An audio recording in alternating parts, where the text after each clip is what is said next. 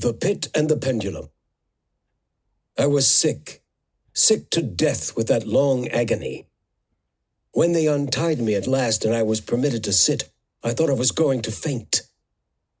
Members of the Inquisition were all around me in the courtroom when they sentenced me to death. After that, I understood nothing. Death. The word repeated itself again and again in my head. The voices of my tormentors lost all meaning for me. Then I heard nothing at all. I could still see, though everything was strange and exaggerated.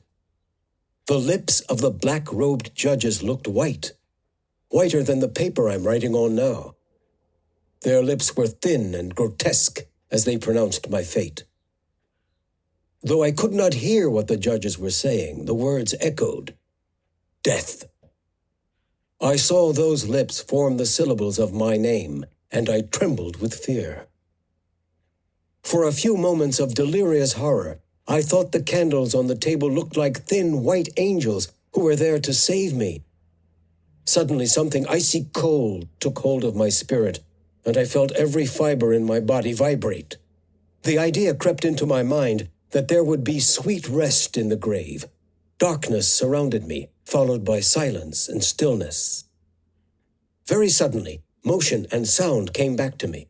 I could hear my own heartbeat, sound, motion, and touch. Then the consciousness of existence. My mind knew I was alive. Then I felt the terror as I tried to understand what I was and where I was. I could move. Everything came back to me, but I wanted to be able to forget again. I remembered the trial, the judges, the sentence, and the darkness as I fainted. So far, I had not opened my eyes. I knew that I was lying untied on my back. I put out my hand, and it fell heavily onto something damp and hard. I tried to imagine where I could be. I wanted to look around me, but the idea frightened me so much that I kept my eyes closed. I was not as scared of seeing something terrible as I was that perhaps there was nothing at all to see. Finally, I opened my eyes, and my worst thoughts were confirmed. The blackness of eternal night was all around me.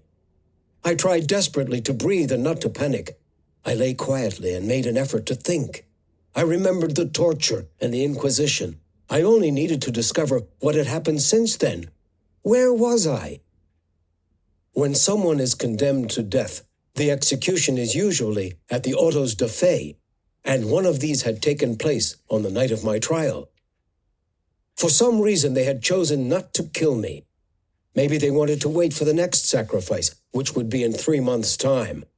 But that was impossible. They wanted victims now. Anyway, if that were the case, I would be in a condemned cell. All of the condemned cells in Toledo had some light. Not like here.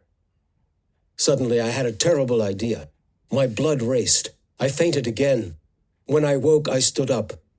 I was trembling all over. I waved my arms in every direction.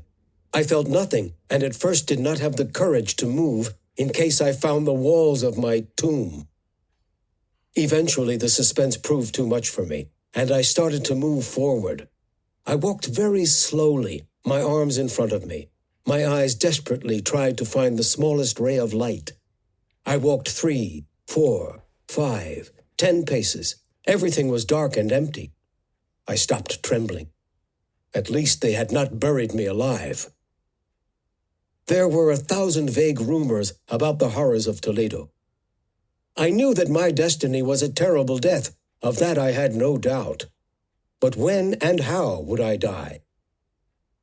My outstretched hands finally found something solid. A very smooth, cold stone wall. In order to establish the dimensions of my dungeon, I tore off the bottom of my robe and placed it on the floor at right angles to the wall. Very slowly, I put my hands flat on the wall and followed it with the uncertainty of a blind man. I hoped that in this way I would find my point of departure when I completed the circuit. However, I had not counted on the size of the dungeon or my own weakness. The ground was moist and slippery. I staggered and groped my way for some time, and then I stumbled and fell. I did not have the strength to stand up again, and I fell asleep. When I woke, I found a loaf of bread and a jug of water next to me. I ate the bread in seconds, but drank the water more slowly. I resumed my tour around the prison. After what seemed an eternity, I found the fragment of cloth on the ground. Until the moment I fell, I had counted 52 paces. Now I counted 48 more before I found the cloth. This meant that my cell was 100 paces around. However, with the many angles in the wall, I could not guess the shape of the room.